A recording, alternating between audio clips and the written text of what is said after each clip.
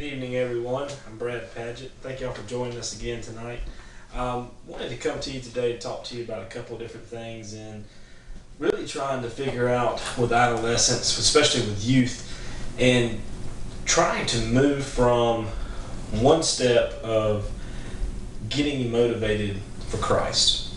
And within all of this, there's a lot of different terms that we can use in trying to motivate our youth to want to get involved not only in church but in social groups as well as in their own personal relationships with Christ. One of the greatest things that I've seen in doing this is called the Teen Life Challenge, and this is something that we've been doing now for almost 4 years. And what it does is it's coming together through faith, family, and friends. And the biggest portion of that is your faith. Some of the greatest things about that is the fact that we're diving straight into the trenches with them. We're getting down and we're getting into the Bible stories and we're going through them, dissecting them, and trying to figure out how it all applies to their lives today and what it means for them moving forward in their relationship with their friends and their family and where God's calling them to be at in their future. A lot of times youth at certain points in their lives, they struggle with trying to make a decision on what path to take. And I think that one of the greatest aspects of us being in youth ministry is we are that outward appearance that can really help youth get motivated to turn to God, to turn to proper guidance in the aspects of we're not evaluating them on a daily basis, but we're looking at them on a general perspective and asking them questions like, well, what is your relationship with God? Are you in His Word daily? Are you giving your life and giving all your commands to Him and allowing Him to lead your path? A lot of times they won't ask their parents these kind of questions, or their parents won't give them these kind of answers. But from youth, as a youth minister, from our perspective, it's very easy for us to be able to do this because we're looking out for the better good, not just of their future, but also not their earthly future, but also their heavenly future.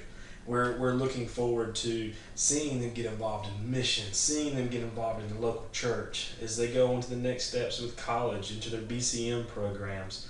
All of these things as possible outreach programs for them to spread God's Word. That's what we're called to do, is make disciples of all men. We're called to enlighten these youth and to give them God's Word and God's testimony so that way they can enlighten the world around them. I always tell people there's 3 reasons why God puts somebody in your life. It's for them to teach you something, you to teach them something, or for you two to come together to glorify the kingdom of God. And a lot of the youth that I tell this to, they're like, okay, whatever, just thinking about it. But the great aspect about all of it is when you sit down and you look back and you reflect on the people you've had in your life, they've either had positive influence or negative influences. And you have made lifetime decisions based on those people. Well, it also applies to what you do, how you act, what you say, all these things. And it really shapes you for the rest of your life. One of the things we're going to look at today is in Proverbs. It's chapter 6. And it's talking about adolescence and talking about how we take some things for granted because we're not necessarily willing or eager to get out there and work for it. So we're going to read this. It's chapter 6, verses 6 through 11. And it says, "Go to the ant, you sluggard. Consider her ways and be wise, which having no captain, overseer, or ruler, provides her supplies in the summer, and gathers her food in the harvest. How long will you slumber, O sluggard? Will you rise from your sleep? A little sleep, a little slumber, a little folding of the hands to sleep. So shall your poverty come on you like a prowler, and your need is like an armed man." Now, among this, a lot of things are taken into different contexts, and we have to really evaluate everything in this passage. Well, as we look at it, the very first thing, what's it calling us between an ant and a sluggard? Well, a lot of times pastors refer to this, especially Southern Baptist pastors, they refer to this as being a butterfly or the little worm prior to becoming a butterfly. Butterflies are beautiful and majestic, and they get a lot of attention. An ant does not. But a lot of times that's how our Christian lifestyle is. We want to be that boastful image for Christ. We want to be that person that looks out and gets the attention, and gets the spotlight and says, look at me, look at what I'm doing. But a lot of times we don't want to be that ant that just goes through the trenches day and day and just works very hard, very diligently to accomplish the task without credit. We don't have an overseer, we don't have those things, but yet we still strive to be that person. That's what Jesus is for us. Jesus didn't go around saying, look at me, look at what I'm doing, look at the miracles I'm performing. He said no. He said, look at what I do, in the aspects of follow me because of my actions and my words. Don't follow me because of the crowds. One of the greatest things about being in youth ministry to me is the fact that we can set apart ourselves and try to tell these kids that, look, regardless of what you're going through, don't be the one that just goes along with the crowd. Don't just follow in line. Be the one that stands out. Be the one that's willing to take the chance and go against the grain. That's what ants do. When you look at an ant line, you see ants going in so many different directions against each other, but they're communicating. It's when they're crossing each other's paths and they're bumping into each other, they're communicating to each other, explaining to them that, look, this is the path that we need to go on to get the food. This is the path we need to go on to get our grain, and bring it back. As a butterfly flies, it's just flying aimlessly all through the air. It's going up and down, sideways. And it really doesn't seem to have a direct path. Whenever you watch ants, they're always in a line together. That's how we should be as Christians. We should be in line with one another, standing firm, not only keeping each other in check for all the things that we're doing in life, but it's also the things that holding each other accountable for our actions at school, our actions and the words that we say at football games, or activities outside of church. Sometimes it's very difficult to be that friend, especially the Christian friend that does this, because you're going to get slack from the others. But would you rather hold your friends accountable now, or watch them fade later in life and make poor choices because you had the opportunity to hold them in check?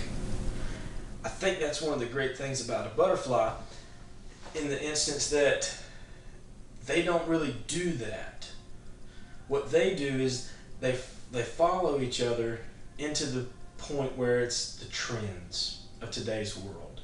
And as they're following each other into those trends, it's just leading them deeper and deeper into material things. Showing them like material things provide happiness. Material things provide temporary obsessions with glory. All of these things. But the transformation isn't happening. Yes, it's nice to have a nice house, a nice car, all these things, but it's temporary. What youth struggle with so much in life, especially in today, is the fact that they think they're invincible. They think that they're going to live forever, and that they struggle with the concept of this is not going to be me in 15 years. One of the hardest things I think for youth to see is their futures, because they're so stuck in the here and now. And it's very hard for us to try to put that in perspective because how young we are. But I think we have a better grasp on it as we continue to mature in our age, and they will as well. But we have to be that guiding force for them. We have to be that leader and stand out to them and say, look, keep your nose into the Word. Keep your nose into the Bible. Because if you keep your head down and you study in God's Word and you allow Him to lead your path, then you're going to be on the right one. It's so easy to get distracted with technology or friends or all these things, especially today, because they're like fireworks going off. They're big, catchy things. And we have to learn to avoid those because they're temptations. Later on, it says down here, it provides her supplies in the summer and gathers her food for the harvest.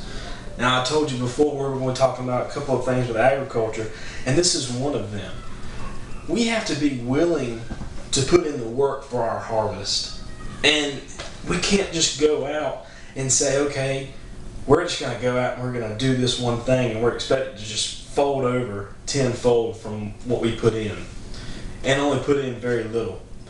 We have to be willing to go in day and day and day again and try our very, very best to uplift each other, continuing to put in that effort, because that's what a relationship is. I know today's Valentine's Day coming up, and a lot of people associate things with love with Valentine's Day. To me, it's a little bit different. One of the things, and I think a lot of youth struggle with this, is the need to feel love, the need to feel appreciated from someone else. And I think that one of the greatest aspects of that is, we ask youth a lot of times in the Teen Life Challenge, we ask them, we say, why do you date? And a lot of them say, because I want to feel that love from somebody that's other than my parents. Or it's nice to have somebody to go and do stuff with that has the same likes as you. That's not the reason why you date. You date in order to find your spouse. And I think that's what a lot of these kids are struggling with in today's society, because it's just of their adolescence. They don't understand the concept of what it means to be in a true committed relationship, because they've never had one, outside of their parents possibly. Well, one of the big key things is with us, when we're trying to get kids to dive into God's Word and really just focus on being a part of Him, is you have to take that step. You have to take that leap of faith, and you have to trust in God just like you would somebody that you're going to date. Because if you're willing to put your trust into God, if you're willing to extend your hand to Him, He's not going to let you down. He's not going to fail you, whereas the worldly things will. We have to prepare ourselves to go into that with our eyes open, with our hearts open, willing to listen to God, willing to listen to what He has to tell us, and not be ignorant about it. Because we can try our very, very best to run from what God is calling us to do. And I've done it before. I've tried to run, but yet it seemed no matter what I did, it kept coming back to the same thing that God was pointing me to. And I was so, I guess, caught up in the moment of me trying to do what I wanted and be the person that I wanted to be, that I really didn't focus on the bigger picture and what God wanted me to be. See, from my perspective, I see everything from a straightforward perspective. If I'm looking at a mountain, I can only see the one side of it as it goes up and as it turns, and the road going up this one side as it curves in every which direction. However, from God's perspective, He's looking down. He gets to see every obstacle in the way before I even get there, before I can even see it. He gets to see it. He also gets to see the other side of the mountain. He gets to see what awaits me on the other side. He's trying to guide me in the best possible way that He can. And sometimes I don't listen. Sometimes I struggled with that. And I would make a wrong turn and go off this way, and I'm thinking, okay, this is what I want to do. This is how I'm getting called. And it was because I was looking at that. I wasn't listening to God. God lays a path out for us, each and every one of us. How we take that path and how we walk it in His Word with prayer, daily devotion, and one of the biggest things is surrounding ourselves with the Christian base of friends, the Christian base of family, those that are going to encourage us along the way to not only go the path that God's calling us to be, but also encouraging us to grow deeper in our relationships with Him. I think that's probably one of the most humbling experiences for me, is knowing that regardless of what I'm doing in this world, if I can just go to God with everything, with no worry, with no doubt that He has everything under control. I know that it's very, very difficult for us to look at a situation and say, okay, God, where are you? Where are you at in this right in the moment? It's very difficult for us to do that because we're so caught up in it. Our emotions are getting the better of us. We're having all these things come at us and we just don't know which direction to go. We're getting pulled here and there. But notice the ant. She stays focused. She stays determined regardless of the conditions such as the weather. It's one of the biggest deterrents for ants. But you think about it. The weather for us is such thing as technology, friends, sports, academics, college, all these things that are pulling us in so many different directions. And yet we try to put church in on top of it. Well, that's what a lot of us think. That, okay, I can go out and I can do all this other stuff and I can put God a little bit lower on the list. Well, in all reality, we should put God at the top of the list and let all these other things filter into Him. I think that's one of the greatest things about being a Christian and really serving God is because if I'm doing what God's calling me to do, He's going to take care of me in the long run. He's going to provide for me. He's going to provide for my family.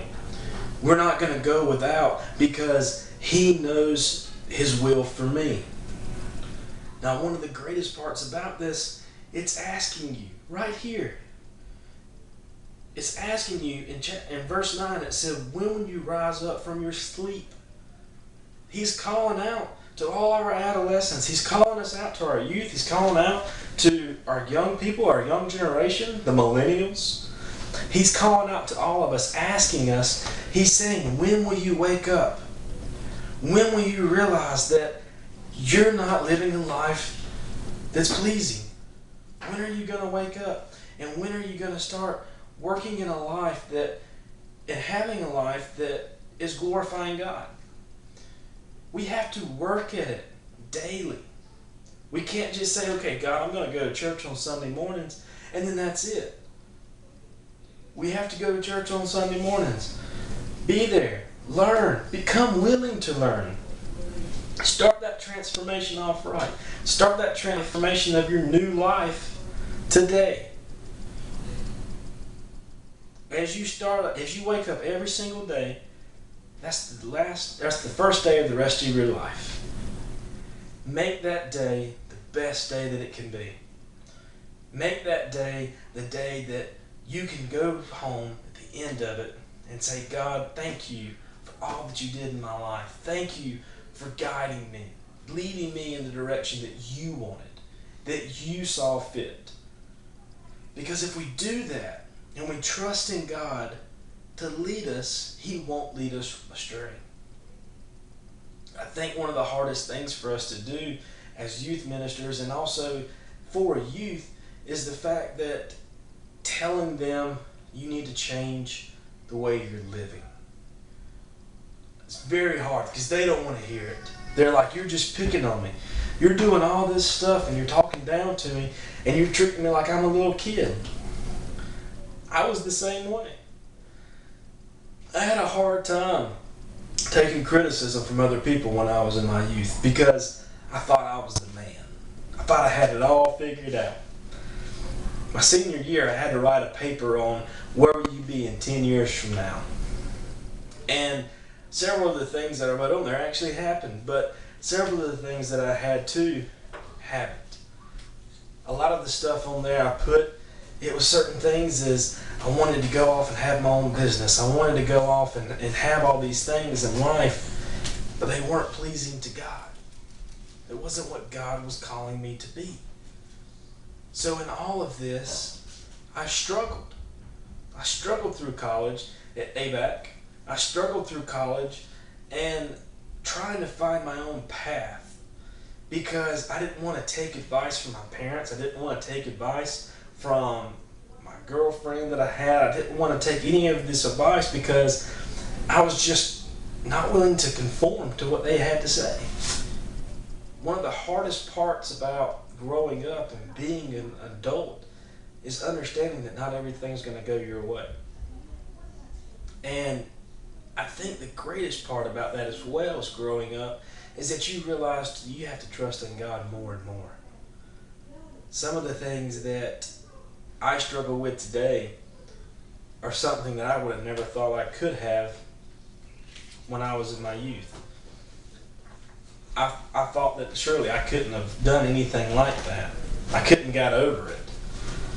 But through God working in me, through God being my guiding force, and being in His Word, and surrounding myself with friends that are Christians to continue to uplift me, I'm able to be like that ant.